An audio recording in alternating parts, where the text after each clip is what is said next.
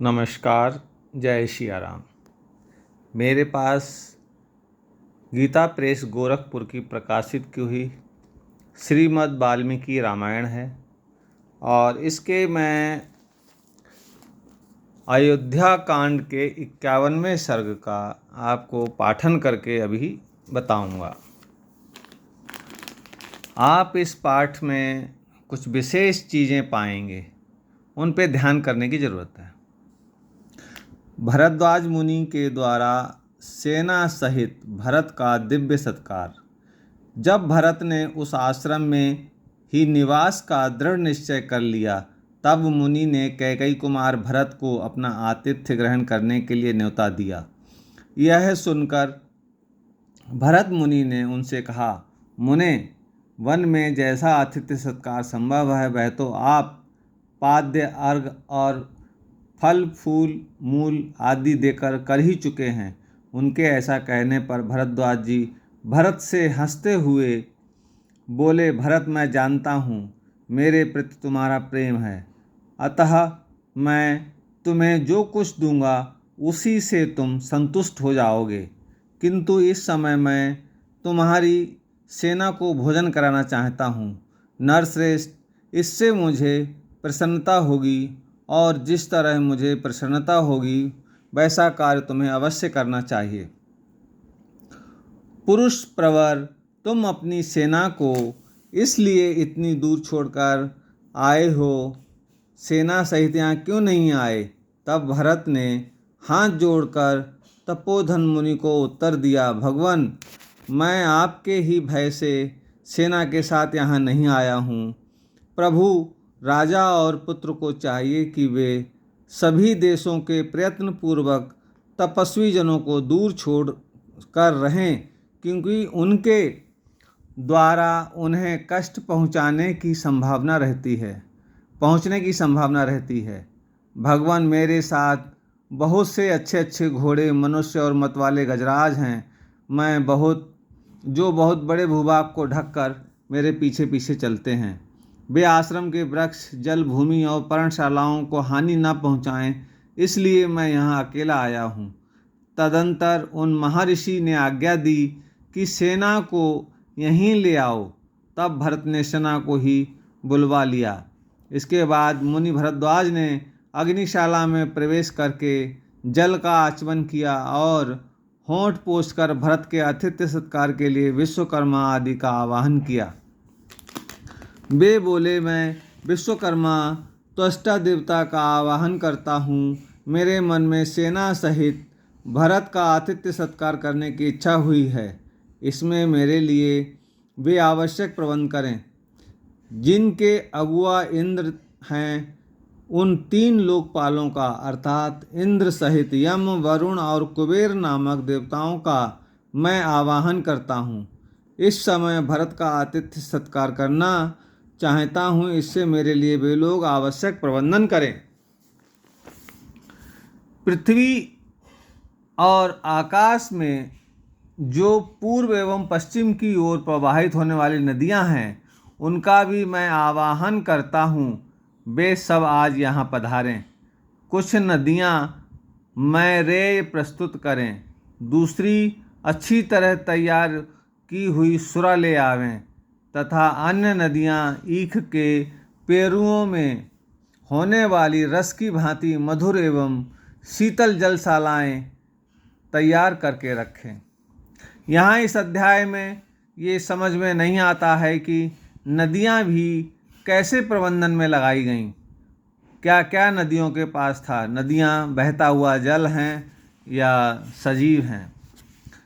आगे देखिए, मैं विश्वावसु, हाहा और हुहु आदि देवता गंधर्वों का तथा उनके समस्त अप्सराओं का भी आवाहन करता हूँ।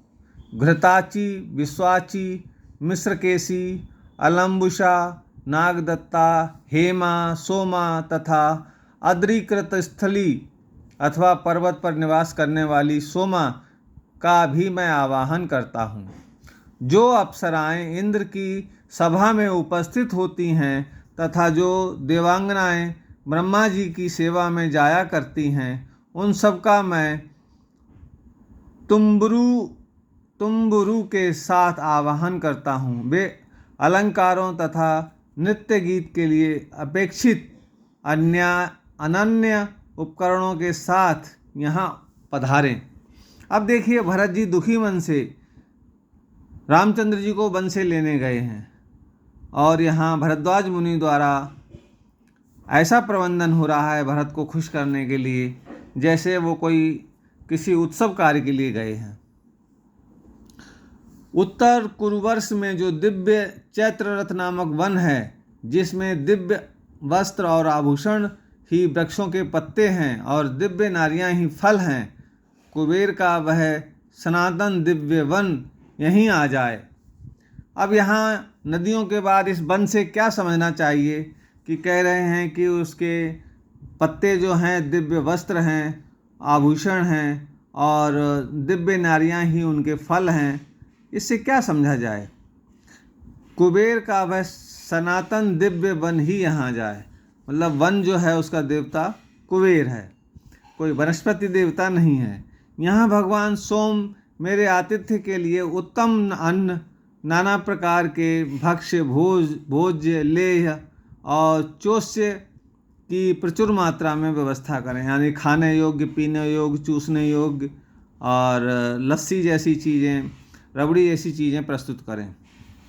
वृक्षों से तुरंत चुने गए नाना प्रकार के पुष्प, मधु आदि पेय पदार्थ तथा नाना प्रकार के फलों के गूदे भी भगवान सोम यहाँ प्रस्तुत करें। इस प्रकार उत्तम व्रत का पालन करने वाले भरद्वाज मुनि ने एकाग्रचित्त और अनुपम तेज से संपन्न हो शिक्षा शास्त्रों में बताई गई उच्चारण विधि और व्याकरण शास्त्रोक्त प्रकृति प्रत्यय संबंधी स्वर से युक्त वाणी में उनका सबका आवाहन किया। इस तरह आवाहन करके मुनि पूर्वाभिमुख होकर खड़े हो गए, मन ही मन ध्यान करने लगे। उनके स्मरण करते ही वे सभी देवता एक एक करके आ पहुँचे। अब सोचिए कि स्मरण करने से देवता आ जाते हैं, व्यवस्था हो जाती है। वो समय कैसा रहा होगा? वो समय ऐसा था या फिर ये केवल शास्त्र की अलंकरण शक्ति है, अलंकरण परंपरा है, उसको हमें समझना चाहिए। फिर तो वहाँ मलय और दूर दूर नामक पर्वतों का स्पर्श करके बहने वाली अत्यंत प्रिय सुखदायिनी हवा धीरे धीरे चलने लगी, जो स्पर्श मात्र से शरीर के पसीने को सुखा देने वाली थी।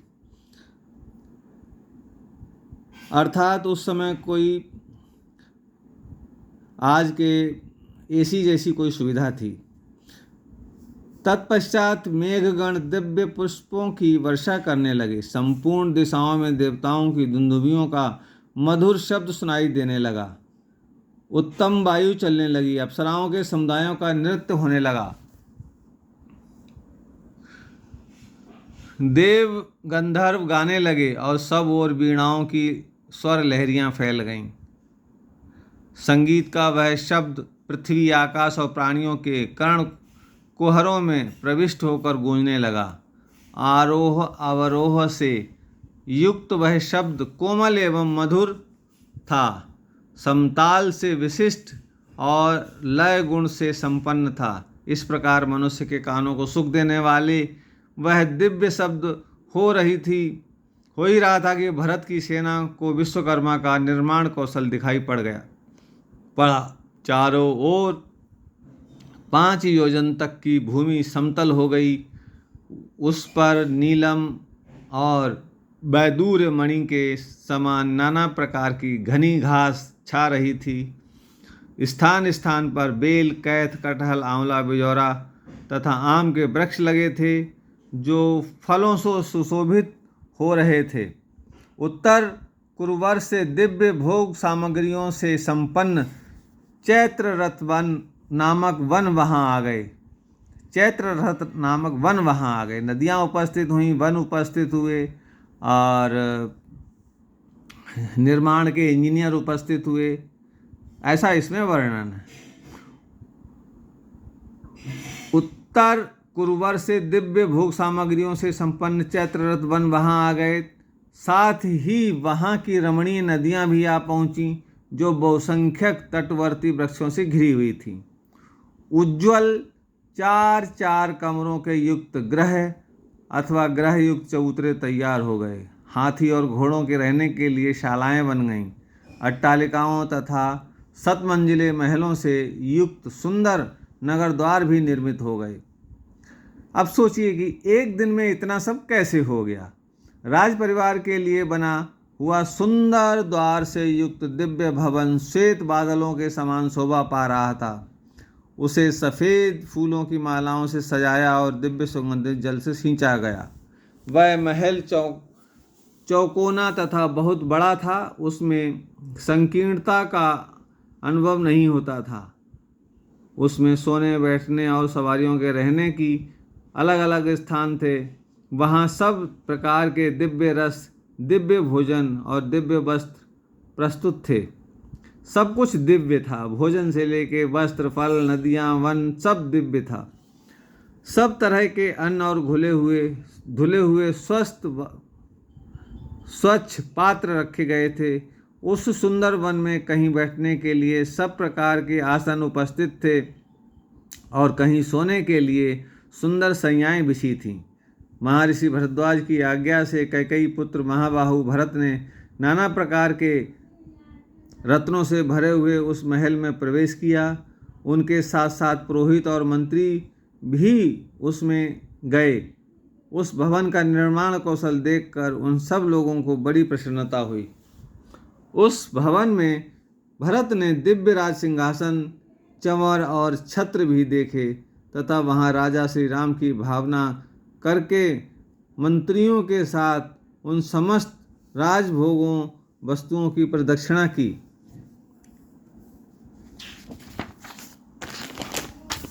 सिंहासन पर श्री रामचंद्र जी महाराज विराजमान हैं, ऐसी धारणा बनाकर उन्होंने श्री राम को प्रणाम किया और सिंहासन की भी पूजा की। फिर अपने हाथों में चंवर ले वे मंत्री के आसन पर जा बैठे। तत्पश्चात पुरोहित और मंत्री भी क्रमशः अपने योग्य आसनों पर बैठे। फिर सेनापति और प्रशास्ता, छावनी की रक्षा करने वाले लोग भी बैठ गए। तदंतर वहाँ 2 ही घड़ों में भरद्वाज मुनि की आज्ञा से भरत की सेवा में नदियाँ उपस्थित हुईं। 2 ही घड़ी में भरद्वाज मुनि की आज्ञा से वहाँ भरत की सेवा में नदियाँ उपस्थित हुईं, जिनमें कीच के स्थान में खीर भरी थी। उन नदियों के दोनों तटों पर ब्रह्म ऋषि भरद्वाज की कृपा से दिव्य एवं रमणीय भवन प्रकट हो गए थे, जो चूने से पुते हुए थे। उसी मुहूर्त में ब्रह्मा जी की भेजी हुई दिव्य आभूषणों से विभूषित 20,000 दिव्यांगनाएं वहाँ आईं। इसी तरह सुवर्ण, मणिमुक्ता और मूंगों से आभूषणों से सुशोभित कुबेर की भेजी हुई 20,000 दिव्य महिलाएं भी वहाँ उपस्थित हुईं, जिनका स्पर्श पाकर पुरुष उन्मादग्रस्त सा दिखाई देने लगा। अब सोचिए आप, भरत मुनि की सेना है और उनके लिए और दिव्य महिलाएं, सुंदरियां लाई गई हैं और उनको देख के वो मचल रहे हैं। यह है हमारे धर्म ग्रंथों में लिखा हुआ सनातन धर्म ग्रंथ वाल्मीकि रामायण। आगे पढ़ते हैं। महिलाएं भी वहाँ उपस्थित हुईं, जिनका स्पर्श पाकर पुरुष उन्मादग्रस्त सा दिखाई देने लगे। इनके सिवा नंदन वन से 20,000 अप्सराएं भी आईं। नारद, तुम्ब्रू और गोप अपनी कांति से सूर्य के समान प्रकाशित होते थे। ये तीनों गंधर्वराज भरत के सामने गीत गाने लगे। अलम्बुषा, मिश्रकेशी, पुंडरीका और वामना, ये 4 अप्सराएं भरद्वाज मुनि की आज्ञा से भरत के समीप नृत्य करने लगीं। जो फूल देवताओं के उद्यानों में और चैत्र रथ वन में हुआ करते हैं, वे महर्षि भरद्वाज के प्रताप से प्रयाग में दिखाई देने लगे। भरद्वाज मुनि के तेज से बेल के वृक्ष मृदंग बजाते, बहेड़े के पेड़ सम्या नामक ताल देते और पीपल के वृक्ष वहाँ नृत्य करते। तदंतर देवदारू, ताल, तिलक और तमाल नामक वृक्ष कुबड़े और बौने बनकर बड़े हर्ष के साथ भरत की सेवा में उपस्थित हुए।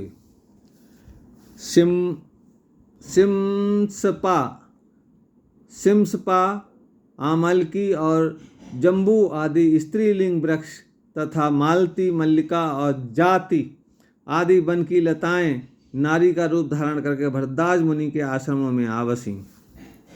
वे भरत के सैनिकों को पुकार पुकार कर कहती, मधु का पान करने वाले लोगों, लो यह मधुपान कर लो। तुम में से जिन्हें भूख लगी हो वे सब लोग यह खीर खाओ, और परम पवित्र फलों के गूदे भी प्रस्तुत हैं, इनका आस्वादन करो। जिसकी जो इच्छा हो वही भोजन करो। 7-8 तरुण की स्त्रियां मिलकर, तरुणी स्त्रियां मतलब 15-16 साल की स्त्रियां मिलकर एक एक पुरुष को नदी के मनोहर तटों पर उबटन लगा लगा कर नहलाती थीं।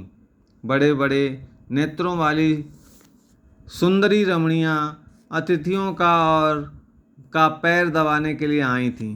वे उनके भीगे हुए अंगों को वस्त्रों से पोंछकर शुद्ध वस्त्र धारण कराकर उन्हें स्वादिष्ट पेय, दूध आदि पिलाती थीं। तत्पश्चात भिन्न भिन्न वाहनों की रक्षा में नियुक्त मनुष्यों ने हाथी, घोड़े, गधे, ऊंट और बैलों को भली भांति दाना, घास आदि का भोजन कराया। इक्ष्वाकु कुल के श्रेष्ठ योद्धाओं की सवारी में आने वाले वाहनों को वे महाबली वाहन रक्षक, जिन्हें महर्षि ने सेवा के लिए नियुक्त किया था, प्रेरणा देकर गन्ने के टुकड़े और मधु मिश्रित लावे खिलाते थे।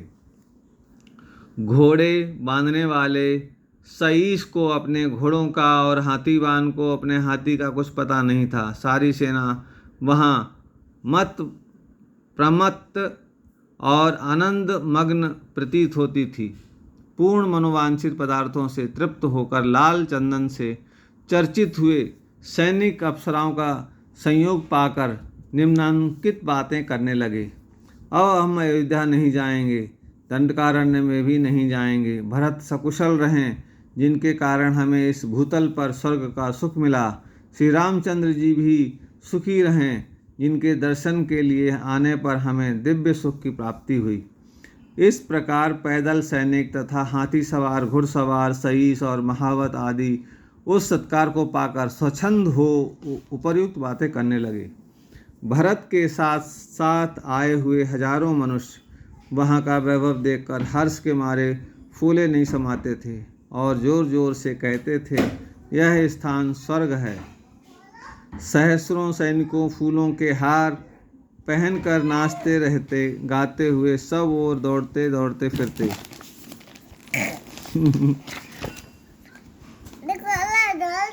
हाँ, अन्ना दौड़ता है। अभी मैं इतना पढ़ लूँ फिर, ठीक है? ठीक है, अभी आओ, अभी 2 मिनट रुक जाओ बस, ठीक है? भरत के साथ आए हुए हजारों मनुष्य वहाँ का वैभव देखकर हर्ष के मारे फूले नहीं समाते और जोर जोर से कहते थे, यह स्थान स्वर्ग है। सहस्रों सैनिक फूलों के हार पहनकर नाचते, हंसते और गाते हुए सब ओर दौड़ते फिरते थे। बेटा मान जाओ, थोड़ा रुको, काम कर रहे हैं बाबा। शिवानी, इनको ले लो जरा। उस अमृत के समान स्वादिष्ट, अरे रुको भाई, थोड़ा सा रुको। नटखन बाबा, थोड़ा सा रुको, हम ये पढ़ लें, पूरा एक अध्याय कर लें, रुक जाओ। अरे थोड़ा सा रुको, फट जाएगी। अरे मान जा।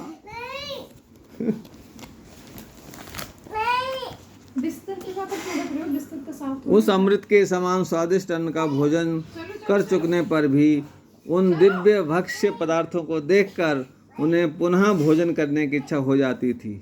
दास दासियां, सैनिकों की स्त्रियां और सैनिक सब के सब नूतन वस्त्र धारण करके सब प्रकार से अत्यंत प्रसन्न हो गए थे। हाथी, घोड़े, गधे, ऊंट, बैल, मृग तथा पक्षी भी वहां पूर्ण तृप्त हो गए थे। अतः कोई दूसरी किसी वस्तु की इच्छा नहीं करता था। उस समय वहां कोई भी मनुष्य ऐसा नहीं दिखाई देता था जिसके कपड़े सफ़ेद ना हों, जो भूखा या मलिन रह गया हो, अथवा जिसके केस धूल से धूसरित हो गए हों। अजवाइन मिलाकर बनाए गए, बराही कंद से तैयार किए गए तथा आम आदि फलों के गर्म किए हुए रस में पकाए गए उत्तमोत्तम व्यंजनों के संग्रहों, सुगंध युक्त रस वाली दालों तथा श्वेत रंग के भातों से भरे हुए सहस्रों सुवर्ण आदि के पात्र वहाँ सब ओर रखे हुए थे, जिन्हें फूलों की ध्वजाओं से सजाया गया था। भरत के साथ आए हुए सब लोगों ने उन पात्रों को आश्चर्यचकित होकर देखा। वन के आसपास जितने कुएं थे, उन सब में गाढ़ी स्वादिष्ट खीर भरी हुई थी।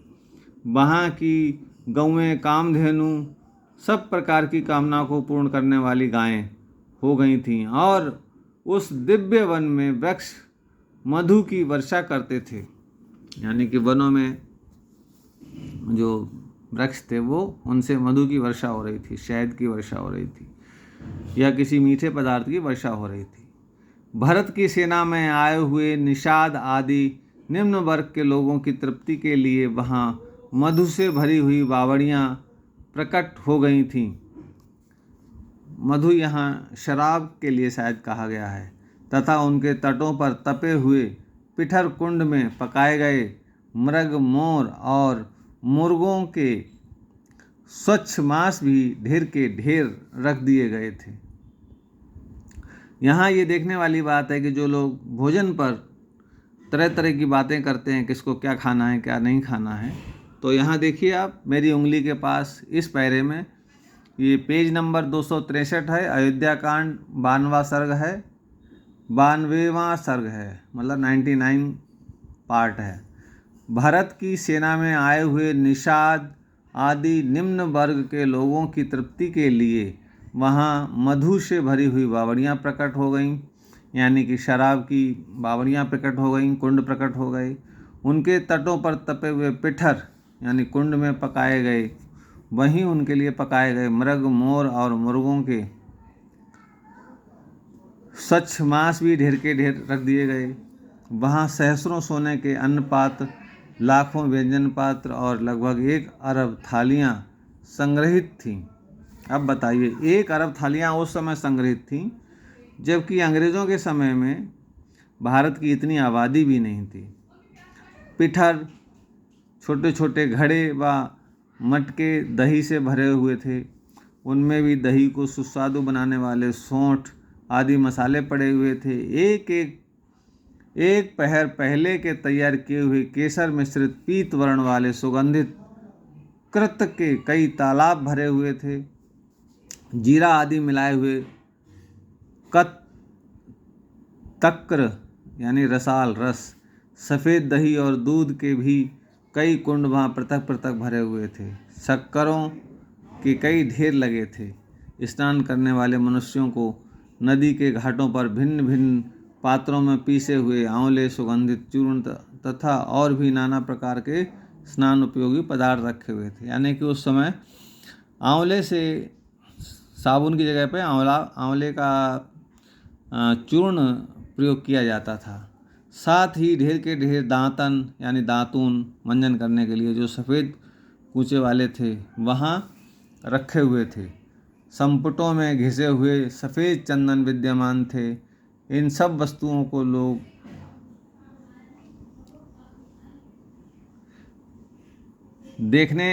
लोगों ने देखा। इतना ही नहीं, वहाँ बहुत से स्वच्छ दर्पण, ढेर के ढेर वस्त्र और हजारों जोड़े खड़ाऊँ और जूते भी दिखाई देते थे। काजलों सहित कजरौटे, कंघे, कूर्च, थकरी या ब्रश छत्र, धनुष, मर्म स्थानों की रक्षा करने वाले कवच आदि तथा विचित्र शैया और आसन भी वहाँ दृष्टिगोचर होते थे। गधे, ऊँट, हाथी, घोड़े के पानी पीने के लिए कई जलाशय भरे थे, जिनके घाट बड़े सुंदर और सुखपूर्वक उतरने योग्य थे। उन जलाशयों में कमल और उत्पल शोभा पा रहे थे। उनका जल आकाश के समान स्वच्छ था तथा उसमें सुखपूर्वक तैरा जा सकता था। पशुओं के खाने के लिए वहाँ सब ओर नील वैदूर्यमणि के समान रंग वाली हरी एवं कोमल घास की ढेरियाँ लगी थीं। उन सब लोगों ने सारी वस्तुएं देखीं। भरद्वाज मुनि के महर्षि भरद्वाज के द्वारा सेना सहित भरत का किया हुआ वह अनिर्वचनीय आतिथ्य सत्कार अद्भुत और स्वप्न के समान था। उसे देखकर वे सब मनुष्य आश्चर्यचकित हो उठे। जैसे देवता नंदन वन में विहार करते हैं, उसी प्रकार भरद्वाज मुनि के रमणीय आश्रम में यथेष्ट क्रीड़ा विहार करते हुए उन लोगों की वह रात्रि बड़े सुख से बीती। तत्पश्चात वे नदियाँ, गंधर्व और समस्त सुंदरी अप्सराएं भरद्वाज जी की आज्ञा ले जैसे आई थीं उसी प्रकार लौट गईं। सवेरा हो जाने पर भी लोग उसी प्रकार मधुपान से मत्त और उन्मत्त दिखाई देते थे। उनके अंगों पर दिव्य गुरुयुक्त चंदन का लेप ज्यों का अत्यंत दृष्टिगोचर हो रहा था। मनुष्यों के उपभोग में लाए गए नाना प्रकार के दिव्य उत्तम पुष्प हार भी उसी अवस्था में पृथक पृथक बिखरे पड़े थे। इस अध्याय के अध्ययन से हमें बहुत सारी चीज़ें स्पष्ट होती हैं और बहुत सारी चीज़ें कन्फ्यूजन में आती हैं। क्या उस समय ऐसा जीवन था, और ऐसा जीवन था तो इतनी तैयारी एक दिन में कैसे हो गई। जय श्री राम।